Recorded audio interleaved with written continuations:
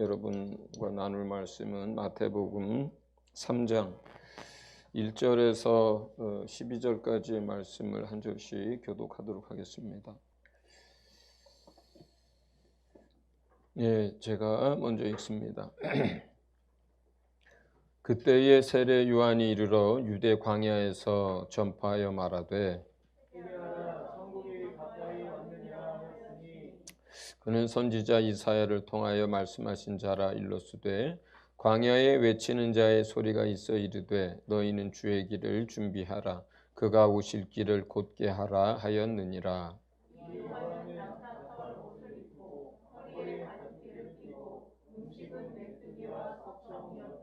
이때에 예루살렘과 온 유대와 요단강 사방에서 다 그에게 나와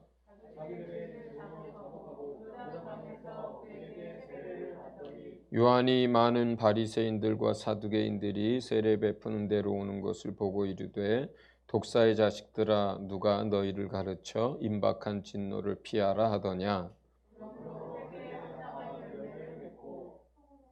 속으로 아브라함이 우리 조상이라고 생각하지 말라. 내가 너희에게 이르노니 하나님이 능히 이 돌들로도 아브라함의 자손이 되게 하시리라.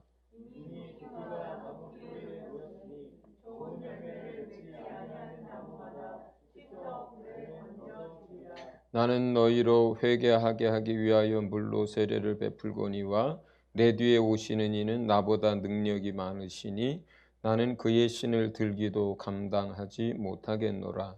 그는 성령과 불로 너희에게 세례를 베푸실 것이요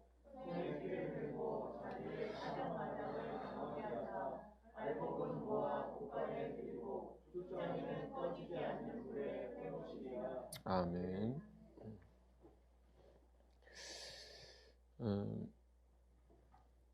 오늘 여러분에게 전할 말씀은 율법과 선지자의 역할 그리고 세례 요한의 사역에 대한 부분입니다. 복음서 강의로는 이제 세 번째 시간이기도 합니다.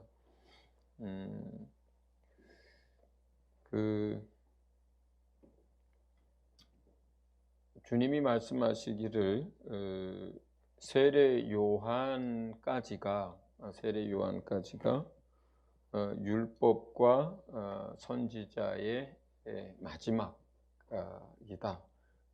얘기를 했어요. 그러니까 율법을 통해서 일하셨던 것 과거에 그 다음에 선지자들을 통해서 일하시고 나타내고자 했던 것 그 목적과 하고자 하셨던 일이 있는데 아버지 하나님이 근데 그 율법과 선지자를 통해서 세상 가운데 이스라엘 백성 가운데 하려고 하셨던 그 마지막 일꾼 마지막 하나님의 종이 요한이다 이렇게 얘기하는 거예요. 그러니까 요한까지 해서 율법과 선지자의 역할과 목적이 끝난다는 뜻이에요.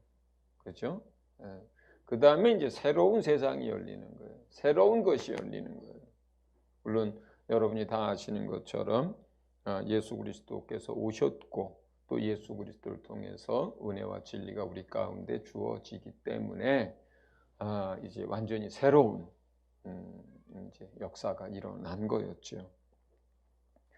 세례 요한이 이제 예수님의 초림을 첫 번째 이 땅에 오시는 것을 준비하고 또 그 예수님을 세상 가운데 나타내는 일을 하는 사람이었다면 지금 우리에게는 사실 어떤 역할이 또 의미가 주어져 있냐면 예수님이 두 번째 이 땅에 다시 오시는 날을 준비하는 역할과 그리고 예수 그리스도를 또 잃어버린 남은 하나님의 사람들에게 나타내는 일이 우리 모두에게 주어져 있습니다. 그러니까 이 말씀은 2000년 전에 세례 요한이 그 시대의 그 이스라엘의 사람들에게만 해당되는 것이 아니라 이제 오늘날 저와 여러분에게 그 세례 요한이 했던 그 사명이 이제 주님이 오실 날을 목전에 두고 있는 우리에게도 동일하게 그 사명과 역할이 있다는 거예요. 세례 요한이 이 땅에서 해야 하는 사명과 역할이 정확하게 무엇이었냐면 두 가지였어요. 첫째는 회개하도록 그 사람들에게 죄를 깨닫게 하고 죄를 고백하게 하고 또 그것을 위해서 물세례를 받게 하는 그 죄를 깨닫고 회개하는 것이 첫 번째였고요. 그러니까 이것 자체가 그런데 과거의 율법과 선지자가 했던 그 역할의 가장 중심이 되고 초점이 되는 거였거든요. 그러니까 율법을 주신 것도 늘 말씀하시지만 선택받은 이스라엘 백성의 삶의 기준이나 원칙이나 방향으로 주어졌지만 그러나 사실은 결과적으로는 그 율법은 어떤 역할을 하게 된 거였냐면 그 이스라엘 백성의 죄악을 깨닫게 하는 역할을 했던 거거든요. 그리고 선지자의 역할이라고 하는 것은 그렇게 죄 가운데 있는 백성을 향해서 회개를 촉구하고 그리고 메시아가 오실 거라고 하는 것을 계속 나타내는 거였어요. 그러니까 율법과 선지자의 역할도 또한 그 두 가지였어요. 죄를 깨닫게 하고 회개하게 하는 것이 하나고 예수 그리스도를 바라보게 하고 소개하는 게 그게 선지자와 율법의 역할이었거든요. 그 세례 요한이 예수님이 오시기 직전에 오셔서 마지막 그 사명과 역할을 감당하는데 그 세례 요한의 역할과 사명도 똑같습니다. 하나는 회개케 하는 것과 또 하나는 뭐냐면 예수 그리스도를 세상에 나타내고 소개하는 거였어요. 그걸 위해서 물세례를 한 거예요. 그걸 위해서. 물세례라고 하는 것이 비단 사람들이 와서 죄를 고백하고 물속에 들어갔다 나오는 죄와만 관련된 게 아니고 그 물세례를 통해서 이목이 집중되고 그 물세례를 받으러 나오는 사람들과 또 그를 따르는 제자들에게 누구를 소개하려고 했던 거냐면 그 뒤에 오실 메시아를 소개하고 알리려고 했던 거예요. 요한복음은 그렇게 얘기합니다. 누가복음도 그렇게 얘기해요. 정확하게 그렇게 얘기해요. 회개의 세례를 주고 그리고 메시아를 세상 가운데 나타내려고 합니다라고 정확하게 성경은 세례 요한의 사명과 역할을 그렇게 얘기합니다. 죄를 깨닫는 그 일에 있어서 사실 오늘날은 예수님이 오시던 그때와 비교해서 더 심하면 심했지 조금도 나아진 게 없습니다. 인류는. 예수님이 오시던 그 시대에도 인류는 온갖 수많은 죄악 가운데 살았지만 예수님이 이 땅에 오셨고 이 땅에 교회가 세워졌고 대한민국에 예수 믿는 사람이 수백만이지만 그러나 이 땅에 그렇게 수백만의 성도들과 그리고 7만에 가까운 교회가 있었어도 조금도 그 2000년 전에 그 세상에 죄악된 그 삶의 모습들과 오늘날 이 땅에 또 전 세계의 죄악의 모습들이 조금도 개선되지 않았어요. 세상은 여전히 죄악 가운데 있고 여전히 하나님의 사람들은 그 세상과 거슬러 올라가면서 싸워야 하고 또 우리들은 여전히 세상을 향해서 자기 자신을 향하여 회개의 선포를 해야 하고 예수 그리스도를 또 소개해야만 합니다.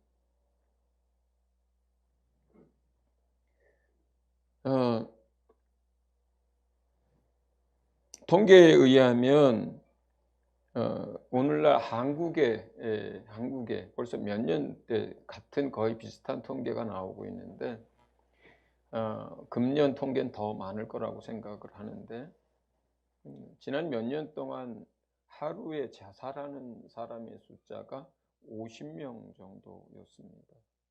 한국만. 1년에 그래서 18,000에서 2만 명 정도가 자살을 해요. 한국이. 근데 여러분 코로나로 인해서 사망한 숫자가 얼마인 줄 아십니까? 제가 설교 직전에 체크한 숫자가 2,967명이에요. 2년 동안. 그러니까 1년에 한 1,500명 정도가 코로나로 사망을 했는데 1,500명이 자살하는 숫자가 2만 명 정도입니다. 1년에. 10배가 넘어요.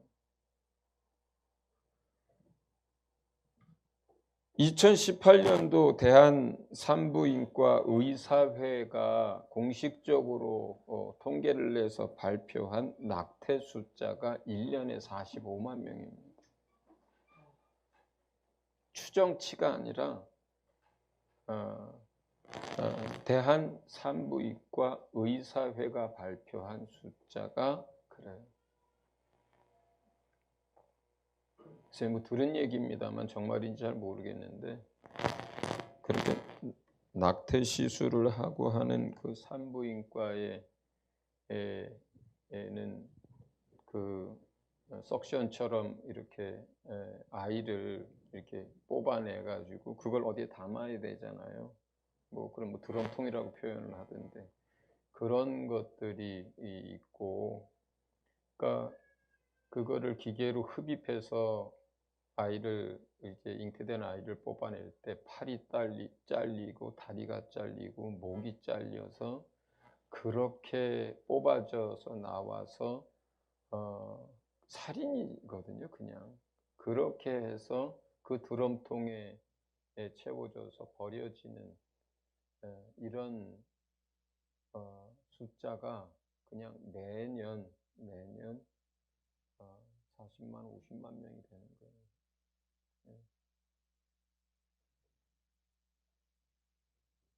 그 엠번방 사건을 여러분 아실 겁니다. 그 당시 가입자가 3천 몇백 명이라 그래서 맨 처음엔 그걸 다 공개하겠다 그랬어요, 정부에서. 근데 결국 어떻게 됐어요? 다 덮어버렸죠. 네. 공개할 수가 없었던 거예요. 그 가운데 온갖 사람들이 다 있어서. 공개를 하려고 했는데, 하겠다고 발표를 했는데 할 수가 없었던 거예요.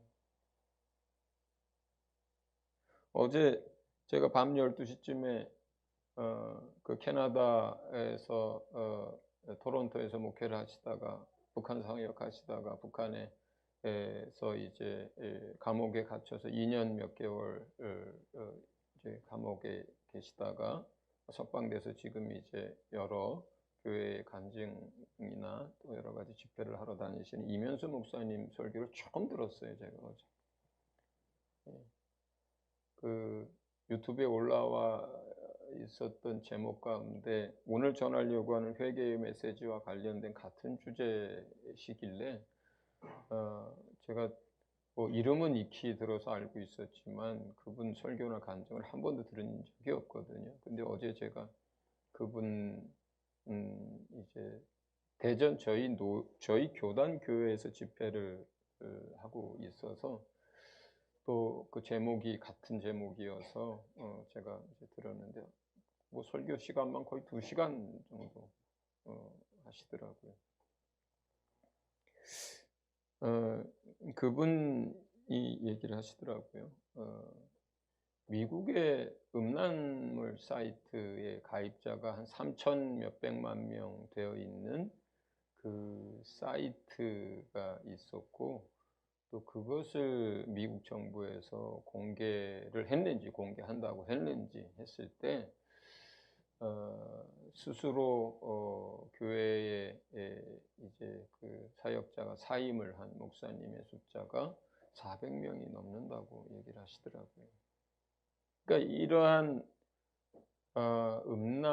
이 시대 음란의 문제들은 뭐 대한민국 그리고 뭐 미국만의 문제가 아니라 전 세계의 문제입니다. 온라인 그다음에 메타버스 뭐 이런 것들이 되면서 전 세계의 문제예요. 제가 주일 날인가 기도회 때인가 말씀을 한번 드렸습니다.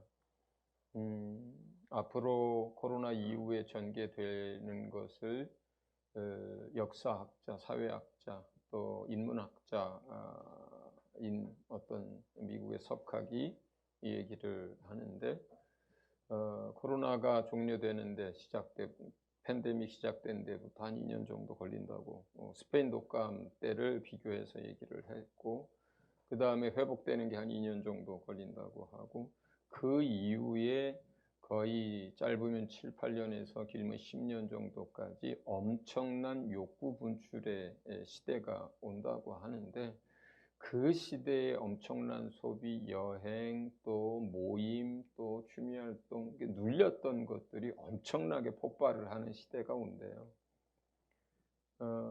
1918년 스페인 독감이 시작되고 나서 미국의 1929년에 대공황이 올 때까지가 그런 시대였대요. 그러면서 그분이 사실 뭐 기독교인이지 아닌지 잘 모르겠는데 그분이 특징적으로 그 눌렸던 어떤 욕구가 분출되는 그 시대에 소비도 엄청나게 일어나는 그 시대를 얘기하면서 그 시대에 뭐 얼마나 많은 특징들이 있겠어요. 근데 한 가지만 대표적으로 얘기하는데 엄청난 성적인 방임과 타락들이 있을 거다라고 얘기를 하더라고요. 뭐 기독교 무슨 뭐 사이트도 아니고요. 뭐 그런 시간도 아니에요. 그냥 스페인 독감과 관련돼서 오늘날 팬데믹을 역사적으로 조명해서 예측을 하는 그 학자의 눈에 비친 그리고 예견되는 그런 세상 얘기를 하면서 그 학자가 할 수 있는 얘기는 참 많을 거예요. 그런데 특징적으로 한 가지를 얘기하면서 엄청나게 그런 성적인 욕구 분출들이 전 세계적으로 일어날 거다. 이런 얘기를 합니다. 이제 가상 공간이라든가 온라인이 큰 몫을 또 하게 되겠죠.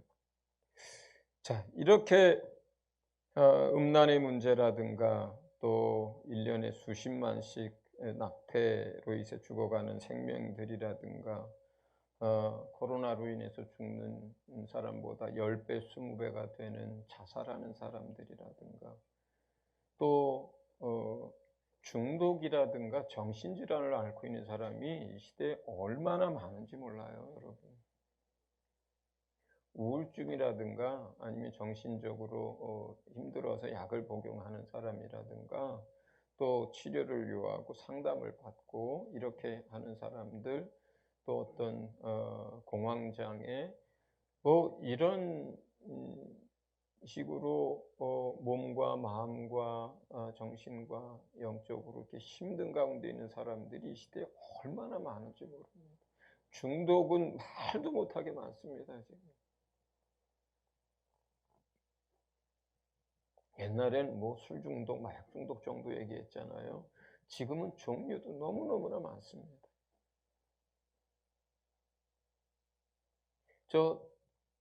그 금요일 날 아침부터 자정될 때까지 응급실에 있으면서 그 응급실에 들어오는 사람들 그리고 옆에서 하는 이야기들 막 큰 소리로 막 떠들고 또 막 의료진들하고 옥신각신 싸우는 사람들 그 속에 있는데 내가 무슨 지옥에 들어와 있는 것 같아요.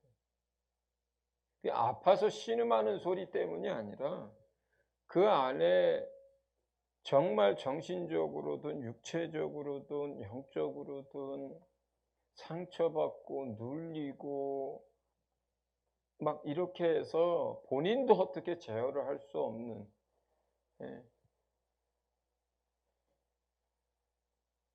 그 김동규 집사가 누워 있는데 바로 옆 사람도 우울증, 정신질환 그리고 또 자살 충동 이런 걸로 해서 약을 뭘 먹었는지도 모르고 들어와서 막 그러고 있고, 바로 왼쪽 테이블은 한 60, 제 나이 정도밖에 안 됐을 것 같은데 어머니 아버지가 둘 다 그런 이제 우울증 치료를 받고 뭐 하던 분인데 약을 50알을 먹었는데 뭘 먹었는지도 모르고, 근데 그걸 내외가 같이 먹어서 자식이 뭐 셋인가 넷인가 되는데 자식 하나는 엄마 데리고 다른 응급실 다른 병원에 가서 그걸 위세척을 하고 있고, 또 다른 아들 하나는 그 고대병원에 와서 거기서 막 뭘 드셨느냐고, 몇 알을 드셨느냐고 계속 그분은 횡설수설하고, 앞에 있는 분도 그런 약을 드시는데 계속 그 주사 빼내고 누우라고 하는데 안 눕고, 막 그 의료진들하고 막 싸우고, 뭐 지옥이 따로 없더라고요. 그러니까 얼마나 많이 사람들이 아파하고, 얼마나 많이 상처받고, 얼마나 많이 힘들고, 얼마나 많은 중독 가운데 있고, 그런 가운데에서 지금 살아요, 사람들이.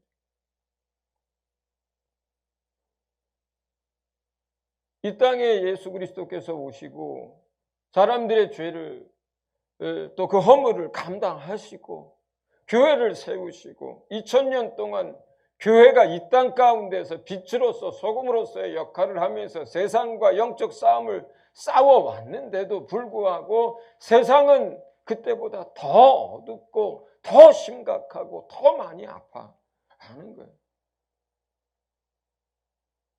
이제 우리가 곧 다시 오실 주님을 예비하는 사람으로 이 땅에 있습니다.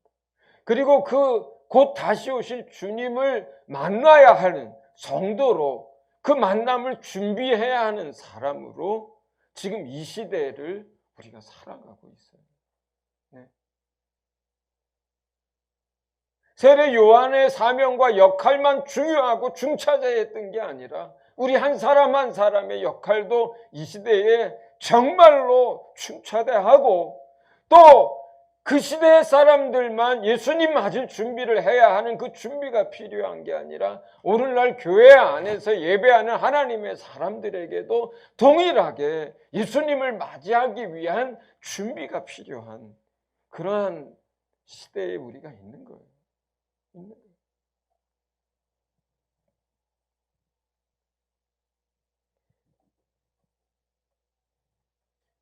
세례 요한 앞에 바리새인들과 사두개인들이 나왔습니다. 그때 세례 요한이 그들에게 얘기합니다. 독사의 자식들아, 이렇게 얘기해요. 독사의 자식들아, 너희가 임박한 그 진노의 날을 피하고자 하느냐? 그렇다면 회개의 열매를 맺어라. 합당한 열매를 맺어라.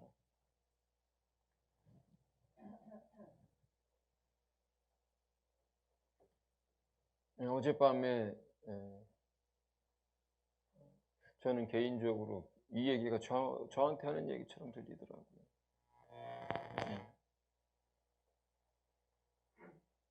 그 독사의 자식들아 하는 이야기가 저는 지금까지 바리새인들한테 하는 얘기고 사두개인들한테 하는 얘기고 그 시대에 하나님을 알지 못했던 패역했던 지도자들에게 하는 얘기인 줄 알았는데 어젯밤에는 내게 하시는 소리로 들리더라고요.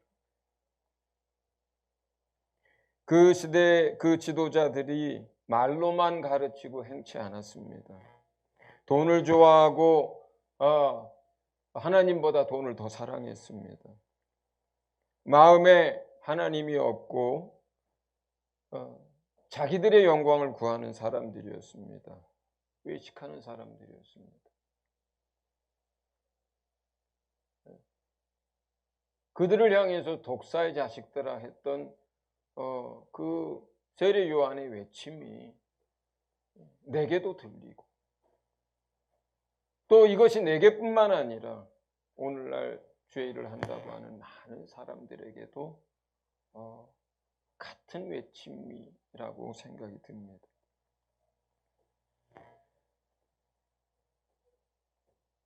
또 그에게 나온 무리들에게, 또 세리들에게, 군인들에게, 또 바리새인들과 사두개인들에게 얘기합니다.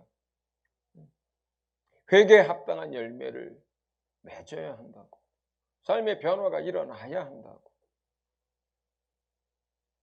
입술로만이 아니라 그냥 마음의 뉘우침이 아니라 변화와 새롭게 됨과 그리고 말씀에 따라 순종함으로 맺혀지는 열매가 있어야 한다고 얘기를 합니다. 세례 요한은 이런 얘기도 합니다. 아브라함이 우리 조상이라고 너희가 말하지 말아라. 아브라함이 너희 조상이라고 말하지 마라. 이 말은 오늘날 우리에게 적용을 한다면, 나는 목사고 장로고 집사고 예수님을 30년을 믿었고 20년을 믿었고, 그리고 나는 이런 봉사도 하고 저런 봉사도 하고 한다고 그런 말 하지 말아라. 그런 말 하지 말아라.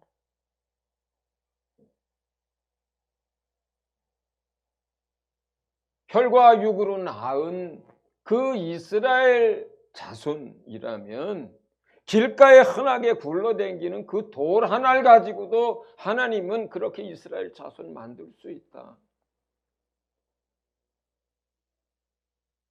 너희가 베냐민 지파라고, 너희가 유다 지파라고, 너희가 이스라엘 사람이라고, 우리 조상이 아브라함이라고, 그것으로 너희가 하나님의 백성이 되는 것도 아니고 그것으로 인해서 하나님의 나라에 들어가는 것도 아니다.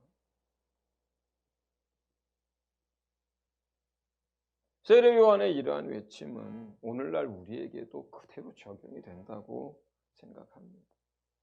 여러분, 지금 시대는 어떤 시대냐면 흔들어 보시는 시대예요. 하나님이 퀴즈라는 시대예요. 하나님 불로 시험하는 시대예요. 하나님 공식적인 정부 통계로 지난 1년 6개월 동안 대한민국에서만 폐쇄한 교회가 15%예요. 숫자로 약 8,000개 교회가 폐쇄됐습니다. 그래서 작은 교회의 숫자로만 그렇죠. 큰 교회에 등록도 안 하고 다니는 숫자들이 절반인데 그 사람들 예배도 안 드리는 숫자는 얼마나 더 많겠습니까? 약 8,000개의 교회가 조그만 상가 1층, 2층, 3층에 지하에 새들어 있다가 한 10명, 20명 예배하다가 월세를 낼 수 없고 사람들이 흩어지고 하면서 견딜 수 없어서 보증금 다 까먹고, 그리고 교회 폐쇄 신청한 숫자만 그렇습니다. 8,000개 정도. 큰 교회는 자기 건물이 있고 해다고 해서 뭐 멀쩡합니까? 예. 오히려 예배 안 드리고 하는 숫자는 더 많죠. 그 사람들 합하면 더 많습니다. 편한 것 쫓아서 그냥 예배하는 사람들, 이제 어떤 공동체 떠나서 이 목사 저 목사 자기 입맛에 맞고 자기가 듣고 싶은 설교 듣는 사람들, 바쁘면 예배도 안 드리는 사람들, 예배 드린 지 1년도 넘는 사람들 수두룩하게 많습니다. 주님, 이 시대는요, 여러분, 주님 오시기 전에 믿음이 있는 자와 없는 자를 구분하여 내는 시대고요. 주님 손에 든 키를 가지고 까불러서 알곡과 죽정이를 분리시키는 시대고요. 흔들어서 정말 이 사람이 어떤 믿음을 가지고 있는지 시험하고 테스트하는 시대고요. 주님 오시기 전에 분별하는 시대예요. 지금은. 여러분,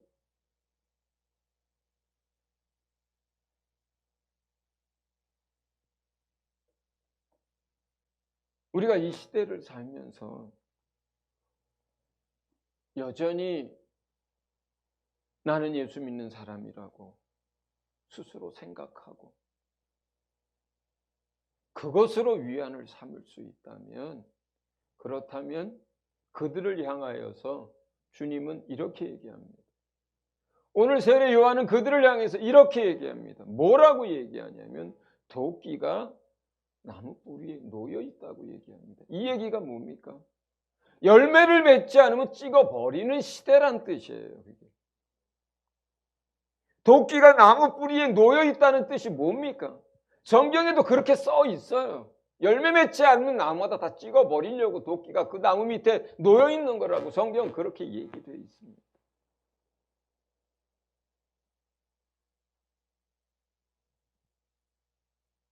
도끼로 찍어버린다는 뜻이 뭐겠어요, 그게? 어디서 찍는 거예요? 나무 본 가지에서 찍어내는 거잖아요. 그렇잖아요.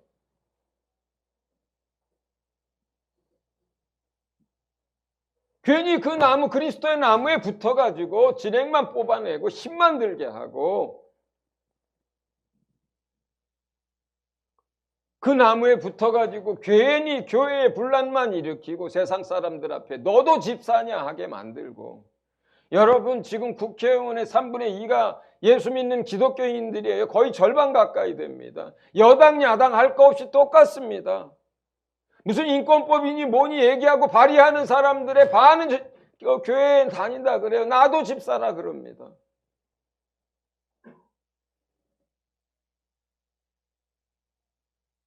주님이 이 시대를 그냥 내버려 두겠어요? 주님 오시기 전에.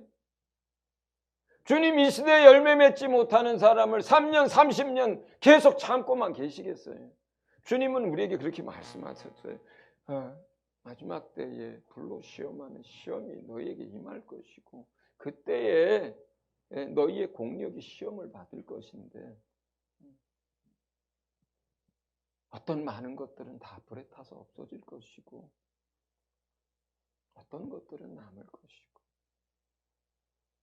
또 흔들어 보는 시대가 임할 것이고 고난받는 시대가 임할 것인데 그때에 많은 사람들은 배도하는 일들이 일어날 것이고 소수의 사람들은 목숨을 내놓고 순교하면서까지 그 어린 양의 증인의 삶을 살 것이고 알곡은 모아서 곳간에 드리겠지만 쭉정이는 다 태울 것이고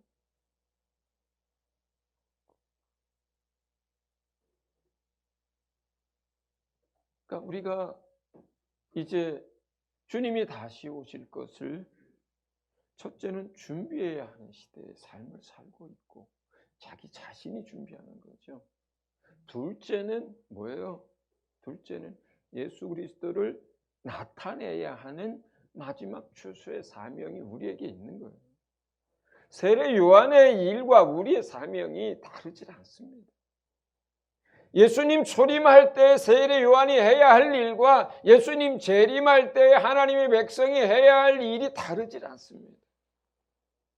성도 한 사람 한 사람은 주님 맞을 준비를 그 스스로 회개를 통해서 날마다 새롭게 됨을 통해서 우리 발의 신을 벗어버리고 예수 그리스도 안에서 날마다 주님과 연합하고 주님과 동행하고 주님을 만나고 주님의 것들을 누리고 주님 속으로 더 깊이 들어가는 그러한 일들이 우리 한 사람 한 사람에게 일어나야 하고 또 두 번째는 우리가 예수 그리스도를 이제 아직 그 무리에 들지 않은 잃어버린 영혼들에게 잃어버린 민족들에게 열방들에게 끊임없이 예수 그리스도를 나타내고 소개해야 하는 그 역할이 우리에게 남아있는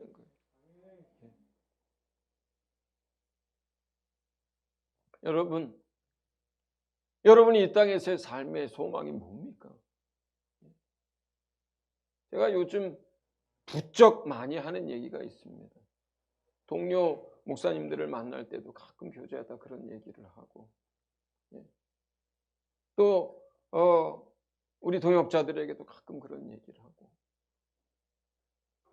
또 누워있는 김동규 집사한테도 그런 얘기를 했어요. 내게 소원이 하나 있다. 내 삶에 소원이 있다.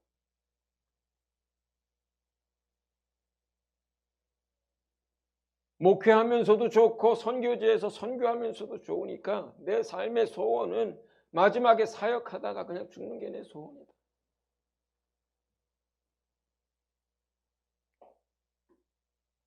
나는 내 어머니가 20몇 년째 지금 누워 계시고 10몇 년째 요양원에 계신데 난 내 마지막의 삶이 요양원에서 그렇게 되는 삶을 정말 원하지 않는다. 내가 선교지에서 순교를 당하든 거기에서 일하다가 죽든 내가 그런 사람들을 제일 부러워한다. 주께서 내게 건강 주셔서 마지막까지 일하게 하시고 일하다 죽었으면 이게 내 인생의 가장 큰 소망이다. 여러분의 소원은 뭡니까? 이 마지막 시대를 살면서 주님 오실 길을 예비하는 사람들로서 이 마지막 시대 주의 재림을 앞두고 사는 여러분의 삶에 있어서 여러분의 마지막 소원이 뭡니까? 이 땅에 뭘 좀 더 쌓는 게 소원입니까? 이 땅에 좀 더 이름을 내는 게 소원입니까? 기업을 키우는 게 소원입니까? 자식들이 좋은 대학에 들어가는 게 소원입니까? 그저 마지막 남은 그 삶의 시간들 동안 편안하게 부족함 없이 노후 생활 잘하면서 취미 생활 잘하면서 그렇게 인생 즐기다가 죽는 게 소원입니다. 우리가 지금 시대에 단 1년 반 만에 교회의 15%가 폐쇄를 하고 수많은 사람들이 가지에서 잘려나가고